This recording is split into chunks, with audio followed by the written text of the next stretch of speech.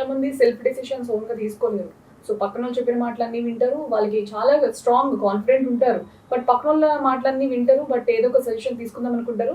చివరికి వాళ్ళు ఏదనుకుంటే అదే చేద్దాం అనుకుంటారు. వాళ్ళు అనుకున్నదే చేస్తారు. చెప్పిన మాటలన్నీ వేస్ట్ అనమాట. వీళ్ళు ఎంత మోటివేట్ చేసినా కూడా మళ్ళీ ఆ బురదలో పడతామని చెప్పినా కూడా మళ్ళీ అక్కడికే వెళ్ళి పడతారు. సో అటువంటి వారికి ఏం చెప్తారు? So first of all they have to have an open mind అండి. ఇలాంటి వాళ్ళు జనరల్గా ఏంటంటే they do not go with an open mind. నేను పక్కన వాళ్ళు చెప్పేది పట్టించుకోవద్దు అని అంటే I'm talking about criticism. But constructive criticism అనేది ఒకటి ఉంటుంది. అది చాలా ఇంపార్టెంట్.